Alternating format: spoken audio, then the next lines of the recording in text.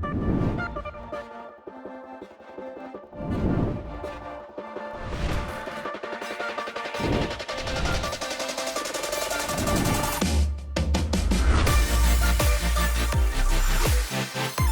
what's up, everybody, and welcome back to another episode of Sports, of course, with Jonah and RPF. We've got a great show for you lined up today, but first, you can listen to us anywhere you listen to all your podcasts, Apple, Spotify, all the great platforms. You can also find us socially over on Instagram and X, as well as our dedicated YouTube channel. Just head to any of those platforms, type in Sports, of course, with Jonah and RPF, and we'll pop right up for your listening pleasure. RPF, as we are about to dive into Thanksgiving week, how you doing? And then we'll tackle what happened last week in football. Yeah, man, I'm good. I'm just thinking about those turkeys that, the president always pardons before Thanksgiving. And I'm thinking, in Kansas City, those wide receivers who drop passes, they're going to be served up as a platter. Those turkeys are they're going to swap out turkeys and behead those They wide need to be receivers. pardoned. Yeah. Oh my God, they need to be pardoned. Yeah. It's quite the game. Well, yeah, as you mentioned, we can start right there if you want. The I think Chiefs, so. I think let's start at the end game, and come back. Yeah. Sure. Yeah, the Chiefs-Eagles game just happened last night. This is a Tuesday recording. The Chiefs-Eagles game just happened last night. It's fresh in our brains. Obviously, the Eagles won. I think it was 21-17. I'll be honest. Looking at both sides of this, I mean, ironically, neither great quarterback played very well. I think both of them were under 60 QBRs, and both of them were under 175 yards passing. Yeah, I'm gonna counter that a little bit. I mean, okay. First of all, I'm of two minds. By the way, it's funny you said the word brain. It's on our brains because I literally, for the first time all season, including all my Dolphin games, I had this sustained low-grade migraine the entire game. It was like tension for some reason. For a game, ultimately, I don't care about that much, but I'm thinking, why am I so...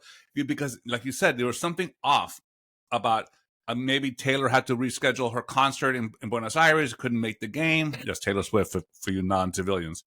I mean, for you civilians. I think there's something in the mix. But I kept thinking also, first of all, respecting the defenses more than people have, I think, in some ways, for both teams.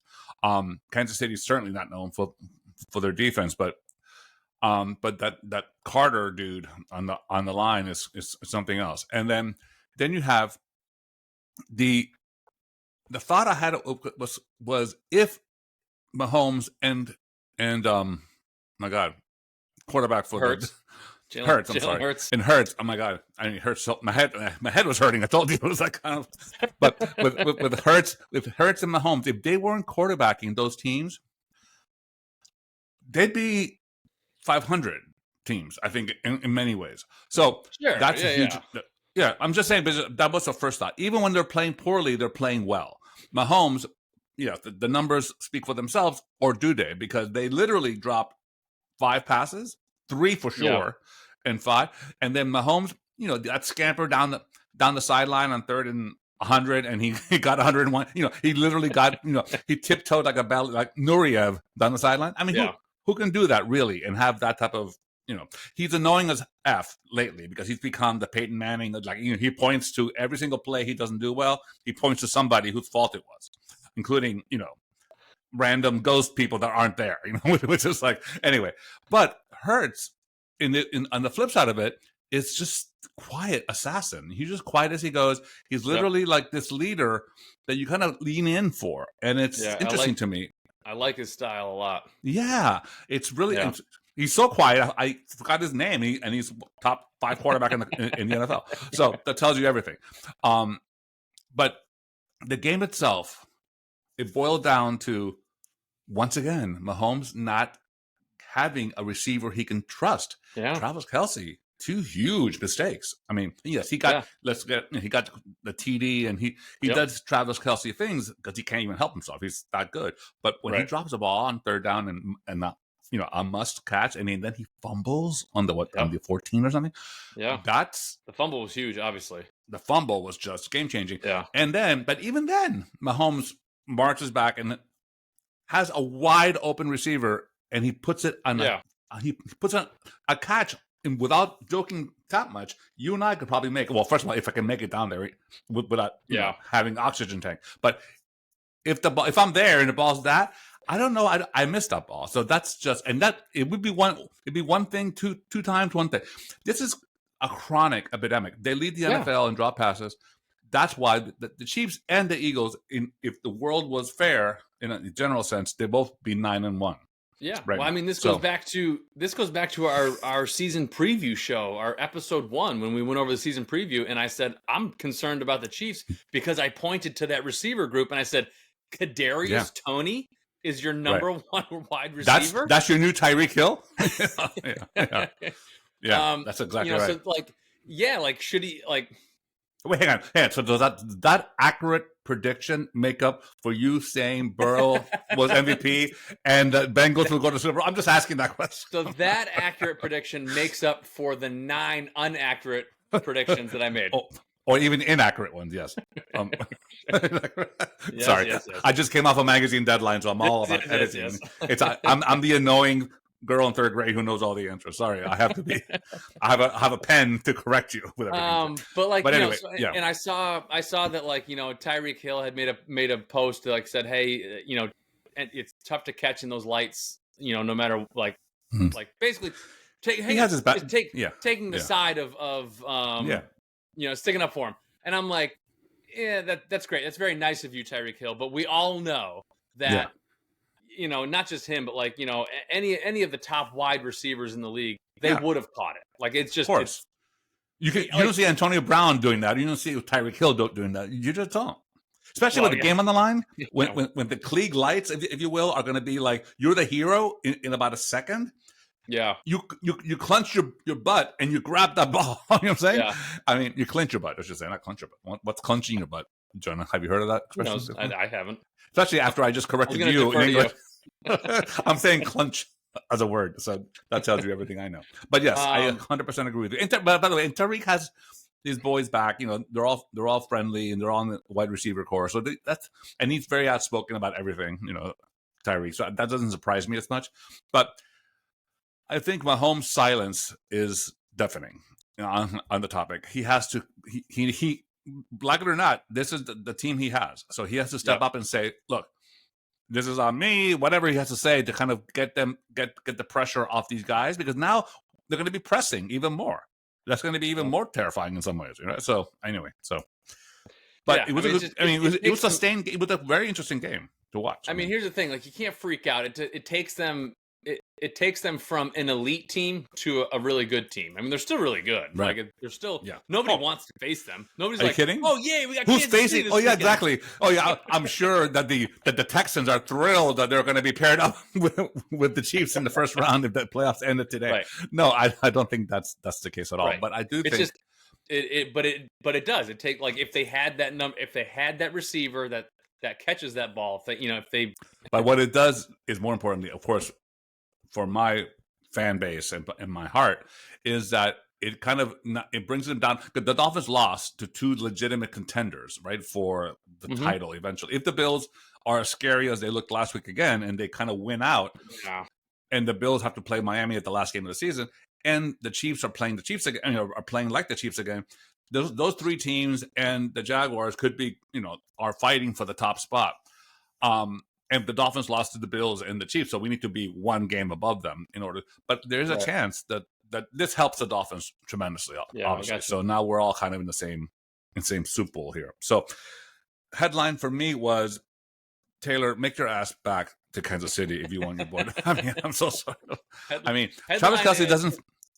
For real, they can't win without Taylor Swift. I mean. And TK could not shake it off, dude. He was pounding that field, and he was just like, I mean, when was the last time you saw Kelce fumble inside the 20? I don't know. I don't remember once. That was wild. So, and it wasn't like it was like a huge. It was just a regular punch out. It was like he's something he does. He doesn't let people do. So anyway, he was thinking about Yep.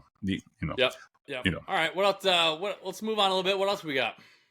I think well, the surprising to me. Well, besides the Dolphins, which I'll leave you alone for a minute on that. Denver Broncos. of all the teams, of all the surprises after Miami put a 70 points on them, I never thought we'd be talking about the Denver Broncos. And Nope. are they the NFL's most surprising team this year? I mean, they talk about Jekyll and Hyde, but at least they're sustained Jekyll and sustained Hyde, right? So now I think I'll give them the most surprising team after like 3 weeks into the season. I still think the most surprising team from preseason is the Texans. 100%. And that's because of two words, C and J. Right. There's no doubt. But I do think after watching like the first 3 to 4 weeks of the season, you went, holy shit, the Broncos are awful. I mean, that's hard to do to give up 70 points on a team that's trying not to score for the entire fourth quarter. That's right. I mean, that was the thing that got me. I was like, I feel bad. I don't want to score anymore. Oh shit, I did. I mean, the guy he could have been 73. Remember, he took a knee on fourth down inside the 20 again. I remember. 28. But Denver Broncos, I mean, they beat Minnesota Vikings. You know, their phantom quarterback came back to earth a little bit. But anyway, Denver. So this coming week, I say Denver because this week it's going to be another phantom team of sorts, the Cleveland Browns without a quarterback at Denver. So Denver could ostensibly beat a playoff team and step into that the hunt to like number 7 seed or something. Denver. I literally thought, oh my God, this team should be like demoted to like college ball. It was really, looks like Tuscaloosa State playing or something. It was like, oh my God. So it's crazy. After week, like let's call it 2 or 3. I don't know. I don't know the exact dates, but after week 2 or 3, I mean, you would have put the Texans and the Broncos in like the bad bowl. At the end of the season, exactly. Like the 2 worst teams. Yeah, let's let them play. It's funny you said that. You know, I had this idea. It's a funny idea. I had this idea. Calling it maybe the bad bowl would be a good name for it. Literally, the worst 2 teams have to play to see who gets the top pick in the draft. Ooh, and you have to win to get it. No, you have to kind of lose spectacularly. You have to find ways of losing. No. Maybe you have to win to get the top draft pick. That's interesting. Because I think that kind of solves. Doesn't really solve it, but that combats the whole tanking for the first pick. Right, you still have to win at the end. You have to win. You have to win the last game. Which, by the way, is the counter argument. Like, if you win that game, then you don't need the top pick. You could put the other guy. The other team needs it. You're still. So you're saying when that ball, 12 or something, when the Klieg lights. And it should be played in some neutiral site that no one would ever go to, like El Paso, Texas presents. You know, it's going to be like the Patriots and the Bears or something. Oh God. Yeah. You ruined my one bright spot for the week. Oh, they had a bye week. Yeah. The Patriots, your Patriots, you're undenying Patriots. Right. You were able to relax for a minute. Speaking of your teams, I saw a meme that had obviously a fake score. It had New England Patriots 17, bye week 21. I saw that too. But did you see my favorite one of the week for the Patriots? Of course, I still follow, and don't tell my Dolphin friends. I still follow Mike Gesicki, who I think he's hilarious and I think he's awesome. He goes bye week activities. He was like, at the pool with no one around. He was like, and all of a sudden he's like, and then the best one was like practicing the gritty by himself on YouTube. Like, he had a YouTube video and he's like trying to do it. And it's even worse than he does it in actual life. It's very funny. It's actually very funny. I think maybe you should like be playing with your quarterback and trying to get the timing down. Anyway, all right. So anyway, so the other, speaking of your teams, your Mighty Lions, really talk about Back to the Future. It felt like 2022 Lions, that game. I don't know if you had a chance to see any of it. A little bit, but they played the Chicago Bears, which we thought would be a mauling, right? But the Lions should destroy the lowly Bears. But their franchise quarterback came back for that game after a few weeks out. And Detroit played offensively for them. How could you say a team that scored 31 points didn't play well? They didn't play great. Right. In fact, Goff was getting booed. Which is crazy to me. I mean, they're like, they were down 10. They were down by a couple of scores, and they came back and like 4 minutes left or something. Yeah, exactly. And Goff did Goff things, and not Goff things. He did Detroit Lion things, and they won 31-26. I mean, but to be in a position to be losing to the Bears at home before Thanksgiving, that's very Lions last year and come back and win. So I think, to me, even the game that's not as interesting on paper because of the records, but Green Bay came back out of nowhere and beat the Chargers, which, by the way, how bad are the Chargers? With no reason to, because the Chargers are all kind of intact also as far as health. Yeah. So the Green Bay beats them 23-20. Surprise of the week for me. Green Bay goes into Detroit with that enthusiasm and momentum. And then we have Detroit barely winning at home over the Lions. Yeah. See, I got a different take on the Lions game. I mean, over the Bears. Yeah. Maybe that's because I'm their number one fan, but it's your mighty Lions, yeah. See, I have a different spin on it. I have, yes, they played awful for 56 minutes. Yeah. And that was the old Lions. And then where the new Lions begin is when they are, and I forget the exact times. I think it was like 4 minutes left. They were down Something by like 10. That, yeah. And I think the old Lions would go, shit, we lost. And this time, Jared Goff and crew go, damn it, we're not losing this game. Mm-hmm. You know, no matter what happened the past 56 minutes, we got 4 to go. We are not losing this game. And so I kind of took a positive out of it. I took, I saw it as like Jared Goff has been through the ringer. He's been in these moments before, and he's starting to realize he doesn't panic when he has 4 minutes left and he's down by 10. He doesn't panic. He's like, oh, I've been here before. I know this. Like, I've been here a billion times. I'm always losing in the fourth quarter. Yeah. I totally agree. I do agree with you, though. But my point is, I think it's going to make a more interesting first game in Thanksgiving. It will, for sure. It will for sure. Yeah, I mean, the Packers are I predict a 10-10 halftime tie, and Detroit wins by 2 touchdowns at the end. That's just okay. I'm saying 13-7 at halftime. Lions. No, that seems right. And watch, it'll be 31-0, and we'll be like, "Told you." I take credit for things I never said, which, by the way, it's very funny because in my mind, I thought of that option, but I didn't say it. So it's like, that's probably I'll take ownership of that one too. Speaking of which, I'm going to go quickly to the Dolphins again. I know that's a big shock given my drinking cup. The Dolphins was in a similar way were expected to really kind of put a beat down on the Las Vegas Raiders. And I don't know if that was entirely fair because Las Vegas Raiders were on 2 win streak since they got rid of everybody in their coaching and front office. Yeah, I know. They have this coach that reminds me of Dan Campbell in the sense that they're like, doesn't he to you? Yeah, well, you mentioned it last week about the Raiders. How you said you're like, wait, the Raiders are 5-5 or whatever they are. I was like, what? Like, weren't they like 3-5 a minute ago, and they have no one left? All of a sudden, they won 2 games. Yeah. How? Yeah, wait, weren't they awful? Did they play the Bears twice? I mean, how are they running winning? the wrong plays at the goal line and like the worst? All the wrong things that you're not supposed to be doing. The time management, the clock management was the worst I've ever seen in my life. Yeah, all of it. And all of a sudden, they're 5-5 in the hunt in the playoff. Yeah. So I'm like, what? So anyway, then all of a sudden we were favored by 1 billion points, which never happens. The Dolphins are. And I'm thinking, is this really true? I mean, are we going to win by 1 million points? I thought we'd win by 14 just to ease my brain. To be fair, we did Dolphin things. The offense does, look, to me, the meme in my head of 2023 thus far is the most beautiful thing ever is having Tyreek Hill with the ball outrunning the defense to the end zone. That's just like that's playing on a loop. Every single, when he cuts across the field and the angles and the safety doesn't have the angle, it's like, bye.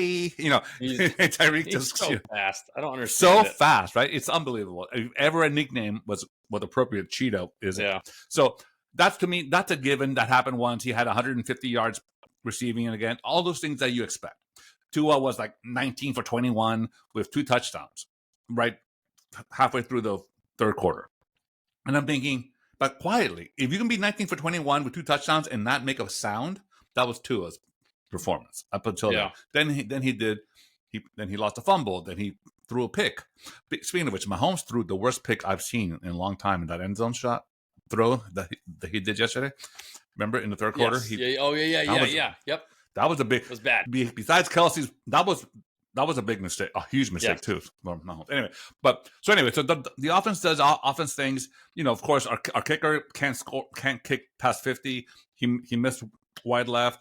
All those things happened, but we were still like having 400 plus yards versus 150 yards. So I'm thinking it felt like we were winning by a lot, and we weren't. It was a one-score game the entire game. It was 2-10 for my liking. But what happened? The defense, the Vic Fangio defense, finally is gelling. You know why? 2 words: Jalen and Ramsey. Jalen Ramsey, for those who don't know, is the single best cornerback in football. The Dolphins did what they did the year prior by hiring Tyreek Hill added to the offense. They hired the best player available on defense in the NFL to their corner. So Jalen Ramsey is what it's as important to our defense as Tyreek Hill is to our offense. So all of a sudden we have that offensive line, our defensive line, which is so impressive on paper. They showed up. Wilkins, Chubb, Phillips, all had sacks, all had pressures. We had Jalen Ramsey, not 1, but 2 diving interceptions. I don't know if you saw the highlights of those interceptions, but they were very impressive. It was not like the customary, he overthrew it, let me catch it. This was like, let me cut off the angle and dive in front of the receiver who was wide open to win. Anyway, without Ramsey, who knows what happens in this game. My point is that I like the balance. When the Dolphins offense does their thing, barely, they scored 20 points. Let's be fair. Let me ask you this, because this is kind of what I noticed. Do you think the defense is gelling, or just Jalen Ramsey showed up? Well, that's what I'm saying. But the other players can actually kind of just all of a sudden say, he's back there. It's okay. They threw the ball to Ramsey 5 times. He intercepted 2 of those. I mean, this is a bad ratio for any quarterback, right? So, and so the reason I sort of, jestingly bring that, pose that question is, I did notice the ease at which kind of alarmed me was the ease at which at the end of the game there, the Raiders twice just went right down the field and got into threatening position. I was like, both times I was like, oh God. I was like, they're going Fangio's defense, and then interceptions both times. Yeah. Fangio, his defense is known for bend, don't break type of stuff. So that's always been like the nervy thing about Fangio, that his defenses on paper and the stat sheet are really impressive. But when it's like 2 minutes left and someone like Mahomes is marching down the field in about, 6 seconds, that's a problem, right? So that's where we have to, I think, but here's my point is that I was talking in my head about the defense much more than I was the offense, which is interesting.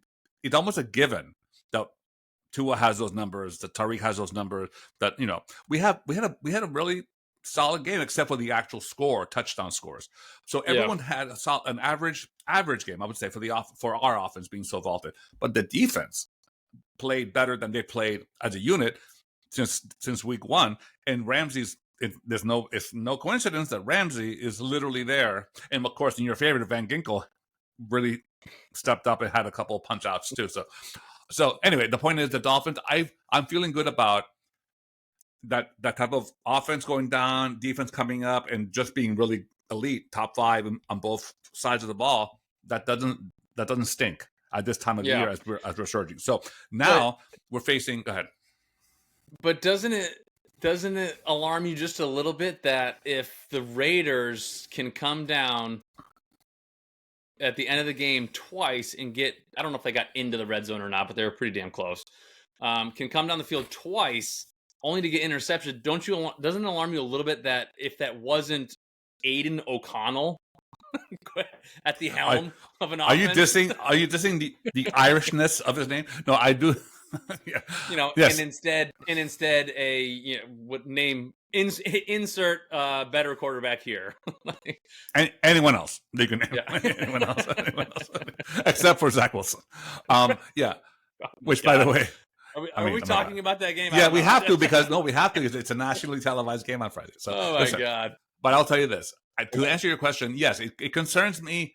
Obviously, it concerns me if I'm sitting there with my knees to my chin, like holding myself like in a fetal position, and you've nodded through your finger, and I can't pause the fucking TV to kind of gather my thoughts. My you've been with me when I'm nervous about stuff. Oh yeah. So anyway, no, but I do think it's better now. It's better with the Raiders. it's better to have that issue pointed out now and have a correction for it than certainly than in the first round of the playoffs against the Brett girl or somebody. Yeah, if they can correct it. Yeah. Right, exactly. And I think Fangio has the tools and he has the skill set clearly to say, okay, we got to shift this. You middle linebacker, spy the quarterback, or whatever has to happen. He's gonna. I think they have a way of fixing it. And we're facing the mighty Jets and Commanders back to back. So I think we can fix it. You know what I'm saying? You've got some scrimmages coming up. You can play around with right. I mean, here's a punchline. Our own defense in practice is much tougher than the teams we're facing. So in the next 2 weeks. But I will tell you this. The Dolphins are the only undefeated team, I believe, in the NFL at home, which is a huge thing to play for. Can you Google that? I thought that was the case. I'm just thinking, did the Eagles lose at home? No, I think the Commander, they've lost to who did they lose to? Someone crazy. I forget. In like week 2 or something. Anyway, what year is this? Google this. What year is this? As you can see, please go to any other sport podcast for information that actually matters. This is our version of what really happened. Ultimate reality is definitely alive here. But I'm just saying the Dolphins have something to play for. If we're at home, we're clearly a different team. So that's going to be an important goal to go after the top seed. Or at least the number 2 seed. You guys get the Jets twice in the next 4 weeks. It's amazing. And then, but hang on. So we played Jets. You end on quite a stretch, but yeah. I know. We end with Cowboys and you end with Cowboys, Ravens, Bills. So I mean, it would behoove you to would behoove you to win the next 4 games against the Jets, Commanders, Titans, and Jets. Right. That's what I'm saying. We're 7-3. If we're not 11-3. Then we get into Bills and teams that kill us all the time. But anyway, so I think there's an argument to be made that we can be 13-4 in the top seed in the AFC and playing at home. So I think that's because I think the toughest game we have is at Baltimore coming up towards the end of the season. Yep. Even Dallas and Buffalo are at home, which for us. So anyway, so that's going to be to me a very interesting thing. And then going into Friday, the first ever Black Friday post-Thanksgiving NFL game. It's going to be exclusively on Amazon Prime. For all you kids who don't have Amazon Prime, which I can't imagine anyone doesn't, is actually going to be free to stream that game. So that's good. So anyone who doesn't have it can at least watch it. So that game is at 3:00 after your spouse or your partner or your friends are exhausted from bloodied up from the sales at Best Buy. Being elbowed to get that last, big screen TV. They get home and watch the game. Now, here's the punchline. How bad is Zach Wilson as quarterback for the New York Jets, which, by the way, lost to the Buffalo Bills? The Buffalo Bills that we were questioning whether this would be a good game or not because the Bills were so bad the past few weeks. Yeah. The Bills came back and became, what's the word? Scary, invincible. Yeah. How could they lose? And if you saw that game, if you saw that team, and you were told later they were 5-5 going into it, you'd be like, yeah, right. No way, right? 32-6 over the Jets. What? The Jets had the defense that kept them in every game. 32 points. Yeah. You put that. And then now we're facing Zach Wilson was benched in the third quarter, which he should have been benched since week 1. And then we have the quarterback that no one's ever heard of is now going to be playing his nationally televised game against Miami. In New York, if there's ever a team to beat on the road, are the Jets without a quarterback. So the Dolphins, you better, don't need too much stuffing and cranberry because I'm literally going to be. It's ironic that you bring that up because as we were just talking about the Eagles, so the Eagles are undefeated at home. Their one loss was on the road. Oh, to the Jets. In MetLife Stadium to the Jets. To the Giants, right? They lost for the first time ever, yeah. To the Jets. To the Jets or the Jets. To the Jets. How is that even? This is upside down world. I mean, are we reacting 8 weeks late to something that was crazy? I'm sure we did. But it is upside down world. How could the Jets? It is. Oh my God, that's so funny. Anyway, so as we turn into the other games were kind of expected from last week. Anything stands out to you? Real quick here. About the Bills. So here's what I saw with the Bills.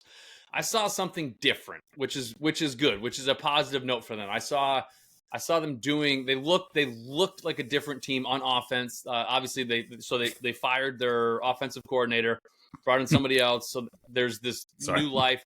So the offense looked different. You missed my reenactment of his. I got it. Yeah. I personally am not on the Bills are back and scary train because it was the Jets. I understand that. Yes, the Jets to me were supposed to have a great defense. I don't know what they have. I don't know what the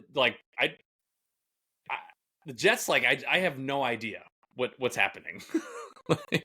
Wow. So again, they look different. I'm not giving them any credit for blowing out the Jets, but I was intrigued by what I saw just as the play.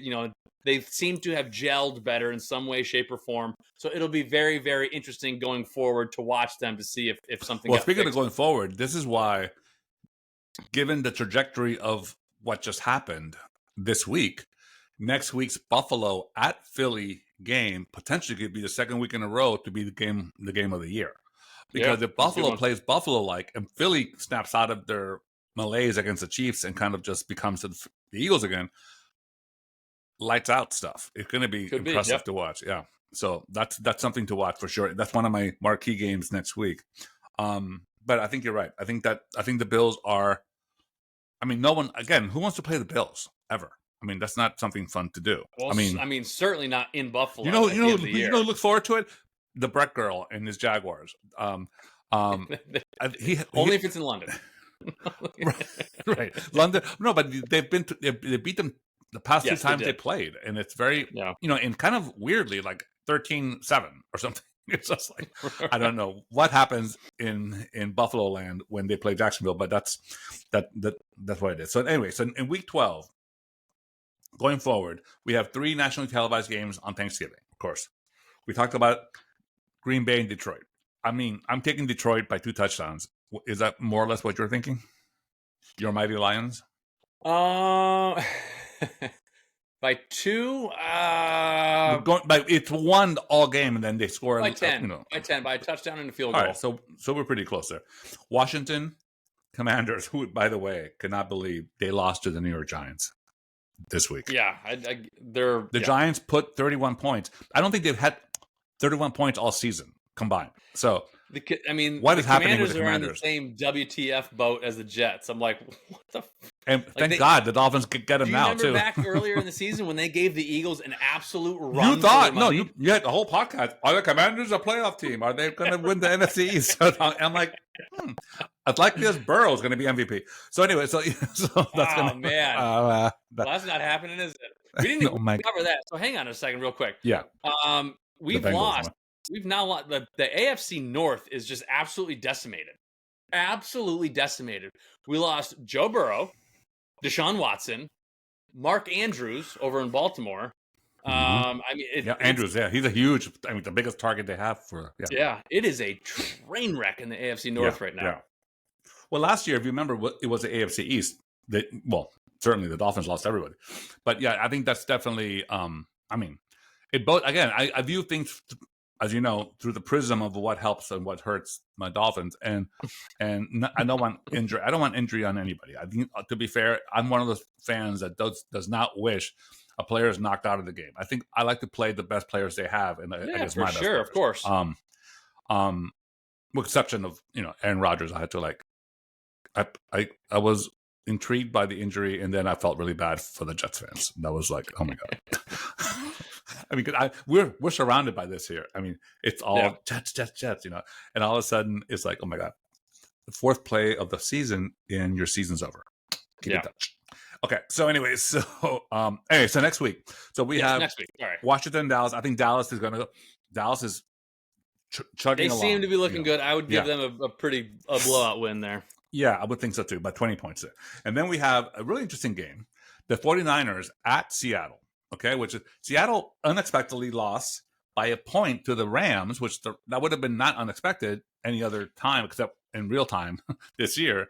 So Seattle lost by a point, and they shouldn't lose. They shouldn't have lost that game, which kind of it concerned me. But kind of now, but now the Seahawks have more to play for, certainly at home against their mighty rivals, the 49ers, which, by the way, Brock Purdy is back and everyone's back. Everyone's gelling again. They're all scared of the Niners again. They're all, they're like the. Well, he just needs all of his weapons. That's all.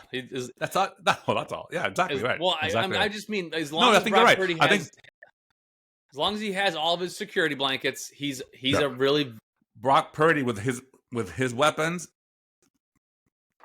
outperforms Mahomes with his mediocre. Yeah, I agree. talent. I agree. So, but the difference is you take Taylor Swift. You take one of those weapons away from Brock Purdy, and it starts to unravel real quick. He's Zach Wilson's roommate on a practice squad in a padded room. Exactly, in a padded room, and they're playing rock paper scissors to see who gets top bunk. They have bunk beds on the practice squad. I vision that's like prison type environment. Of course, I vision that all the time.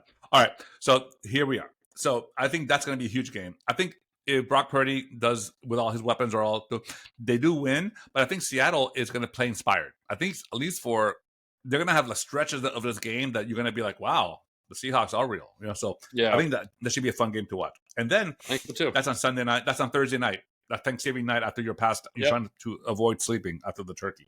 Then you have we mentioned the Dolphins and Jets on on Black Friday, and then we have not so Good Friday for your credit card. And then you have the weekend, the Sunday games. I mentioned 3 of them. Well, I earmarked Buffalo at Philly, which we talked about. The 2 of them that are surprising to me could be really telling are Jacksonville Jags with the aforementioned Brett Girl quarterback with at CJ Stroud's resurgent Houston Texans. Houston, once again, played well enough to beat a Kyler Murray-led Cardinal team last week, 21-16. So now we have CJ Stroud with kind of like he's believing his hype maybe a little bit. He's literally going, hey, I am Dan Marino. He's confident. I watched some of his press conference, and he's not cocky. He's confident. He stands with his shoulders back, and he's like looking at you. I like the leadership. I like it. Yep. He's about 22. I mean, amazing. So I don't know. But yeah. So anyway, so that was Brett Girl 3 seasons ago, and he wasn't that confident. He had a terrible team. With Jacksonville. I was like, I don't think Trevor Lawrence. No. When Brett Girl first came out to the Jags, I see what you're saying. Yeah, he didn't.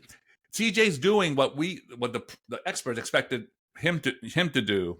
Yes, to Trevor Lawrence the first season, and he was unfair because who could do that with such a lack of talent? But apparently CJ Stroud can. So that's very very impressive. Anyway, so that's one game. The other game that's surprising to me is, like we mentioned, like the rudderless Browns. Somehow they beat the Steelers 13-10.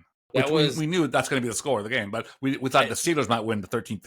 I felt like I was in a time warp. I thought I was watching like 1920s football. It was it was like James Brown is injured in the 1952, the gray ball, where like it was 81 yards on the ground after 3-yard run. It was literally. I think they had like 11 punts in the first half. It was just like, oh my god, I just can't. Anyway, 13-10 Browns, but somehow they're like seeded 5 or something in the playoff ended today, and they're playing they're at 7-3, and they're playing at Denver. So if Browns can't score, they don't have a quarterback. The one thing the Broncos can do is score with their talent on offense. If they can just hold the Browns to like 20 points, they can score 22, and all of a sudden the Broncos are in the playoff mix. Yeah. So after week 3 performance of either week 3 or 2. Performance from the Broncos against Miami. My goodness. Yeah. All right. So I think those are my previews. And then we have things like here's the unfortunate thing for the Broncos though is you have to be realistic, and you have to realize that like in order for them to actually succeed, I mean they have to play unbelievable football. There is no room for error. No, of course. That's my point. Because they're not going to overtake the Chiefs for the division. Correct. They have to be wild card. They're going to be a wild card team. So they have to. Well, they got lucky because the North had the entire division in the playoffs until all their quarterbacks just started to drop like flies. It'll be interesting to see if all those teams start sliding now that there's no Deshaun Watson, no Joe Burrow. Correct. If they start to slide and vacate room for all these other teams to come up. Correct. Exactly right. Yeah. So that's one thing. Denver has something to play for. there's a strong argument to be mad just to kind of keep an eye on them. And then you have, of course, the game of the week are the New England Patriots at the New York Giants. How dare you? How dare you? That's going to be the game that's going to be televised here locally of all the games. Oh my god! So definitely invest in the NFL Sunday ticket for the hot zone, the red zone coverage of all the games, because I mean the Patriots. Oh my god, who's quarterbacking you guys now? I don't know yet. So this is honestly, this is the only. Let me be honest with you. I am only interested in watching this game if Bailey Zappi is playing quarterback. Let me ask you this: are they in the contention for the top pick? Yes. Wow. Okay. Yeah. So the Bears, Panthers. Panthers. What are the Panthers? I'm looking at them right now. They lost again. Oh, there they are. No, they lost to the Cowboys. They're 1-9. Oh wow! So, but you guys are 3, right? Yeah. 2. Dos. Wow! Then you guys are in the hunt for the top. It would be the Panthers and the Patriots in the Bad Bowl. A Super Bowl rematch. But should we be sponsored by some like nefarious company or something? So brought to you by BP Oil or something.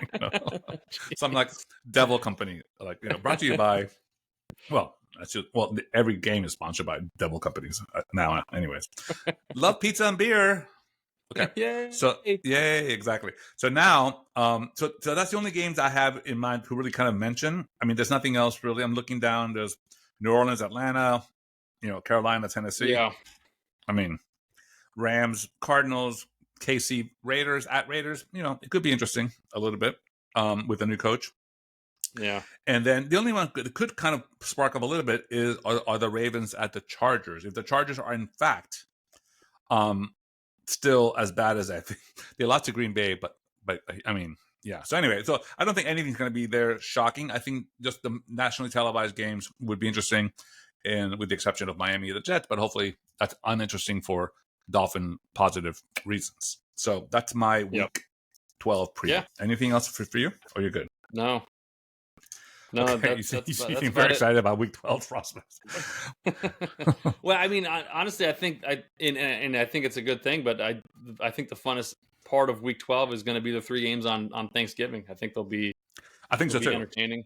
Well, at least the Dallas game won't be interesting, but again, they're Jekyll and Hyde, so maybe. Well, I mean, we don't know that for sure, but it shouldn't be. But the thing is, it's the Cowboys and it's Thanksgiving, so it's like it's like stuffing. You have to have it. Yeah. Right. Okay. So then we go. I'm going to hop in if we can to make a sharp right and get into basketball for a second. Okay. For our thousands of fans, when they heard a few weeks ago when the Heat started the season 1-4, the Miami Heat, I kept thinking, we go to the finals and this is what we get. A team that we got rid of 3 of our starters, or 2 of our starters and 3 of our key players, hoping to get 1 superstar player, which will never be named on this podcast. And then after months and months and months, we do not, in fact, land that player who made a public statement every day for 3 months that he wanted to be in Miami. So therefore, now we just decimated our team, left lots of room on the cap space, and there are no players worthy for us to sign. So I was like saying, oh, gee, surprising, we're 1-4 and we got rid of 2 of our key players that were the reason why we were so good last year. So now, once again, to see how accurate we are as commentators, the Heat have gone on a tear and are from 1-4. They're now 9-5, and they're on top of their division. They're on top of the in season tournament that's going on right now. For you that don't follow basketball carefully, there's a tournament that counts as regular season games also going on concurrently to see, and it's going to be culminating early December with like semifinal games and finals, and it's going to be fun to watch. Anyway, but the Heat are playing well, and I'll just mention everyone's playing well enough. Okay, it's a very balanced team, which is different than last year. Jimmy Butler is obviously still the superstar on our team, doing Jimmy Butler things, and then we have Bam Adebayo in the middle, in the center, doing great. But the reason we're playing like we used to play a couple of years ago last year we had a really big drought with the 3-point play. So this year, of course, we kept Tyler Hero, who's a point guard, former six-man player of the year. He gets hurt in game 6 or something. And I'm like, oh my God, our season's over. Not only do we have these 2 players missing, now we have Tyler Hero with a huge ankle injury that's going to be gone for months. So now what happens? Duncan Robinson, we had a promising couple years ago, and he looks 40, but he's 26 or something crazy. Anyway, he's like this guy, this white dude who just shoots from behind the arc, these rainbow shots, and they were not going in at all last year, opposite of the year before when he was just on fire. He's back on fire. He's literally cannot miss. He's unbelievable, Duncan Robinson. And now, of course, he does the one pump fake from the 3-point arc, and everyone's jumping up, and he just goes around him and scores layups for 2. So it's been kind of this type of great. He's averaging like 20-something points a game, crazy for Duncan Robinson. And then we have a rookie that we drafted this year. They call him, his last name is Jaquez, but they call him Jaquez. I don't know if that's just white people not saying it correctly, but it's like Quez last name, and that's a Hispanic surname. His name is Jaime Jaquez Jr., but they call him Jamie Jaquez. And literally everyone calls him that. And I'm like, I wonder if his mother's cringing every time they say his name. And they're saying his name a lot because he's playing lights out also. He's a good guy. He's fun. He's literally like passing the ball around. He has presence. He has making good choices. He just doesn't turn the ball over. All the things that rookies do. So far, so good. He's like the Brock Purdy for us and he's been playing a lot, obviously, with all these players down. So anyway, so I just want to say Miami Heat, keep an eyeball on them in basketball. And everyone else is playing what you expect them to play. So the teams are kind of leveling out. The Celtics are playing great, obviously. Mm-hmm. But LeBron's playing like LeBron again. He's 38 years old. So I don't care if you love, Michael Jordan more historically, or you think that Kobe's the best player ever. You have to respect LeBron James and his work ethic and his performance. He's 38 years old, playing with 23-year-olds, and he's playing LeBron-like. So my hats off to the guy. He's built like a tight end. He's built like Travis Kelce. Oh, maybe Taylor Swift should be aware of LeBron James. Anyway, so then we go into tennis. The last mention of tennis for a month or so. The ATP finals, which I mentioned last week, are going on. It was a round robin tournament. The top 8 players play for the men, and it was Djokovic and Alcaraz fighting for who's going to be the year-end number 1. Djokovic won 3 Grand Slams, which is tremendous, and he got to the finals of the 4th one. Alcaraz beat Djokovic at Wimbledon, which was like hallowed ground, and Alcaraz has never played on grass, so it's kind of like, how good is this kid? But then the resurgence of Medvedev from Russia, the resurgence of the emergence of Sinner from Italy, even though he sounds like a German name. These players are just incredible to watch. Anyway, so sure enough, the round robin happens. Djokovic is booed off the court a couple of times. Anyway, of course, he feigns injury. He makes a miracle. He comes back and he's perfect again. So he ends up winning the ATP finals in Milan. Boo-hoo. Oh, God, this guy. Anyway, the Bond villain wins again. So now, but going into 2024, I'll just say this, the landscape has never been more interesting. On one side, there's 4, possibly 5 American players, male players that are right now, 4 of them are in the top 20. But the 5th one is bubbling under. No country has anywhere near past 2. Spain has Nadal and Alcaraz. Then you have the resurgence, the comeback to Rafa Nadal, and he's been training, like you see his videos every day training. It's like he looks like Nadal from 2011. It was like, oh my God, he looks amazing. Anyway, so that's going to be interesting to see if his body can hold up for the season and what impact he has. Alcaraz didn't play great the end 3 tournaments. He's like, his last message was, he's very self-aware, and he said, this is not going to happen again. You watch me. So, wow, Alcaraz is going to be like Nadal-like. Then you have Djokovic saying, I don't care. I hate everyone. I'm just playing. I'm playing for the record. Good. I want all of them. Come get me. He was like that type of, what's the word? Villain asshole.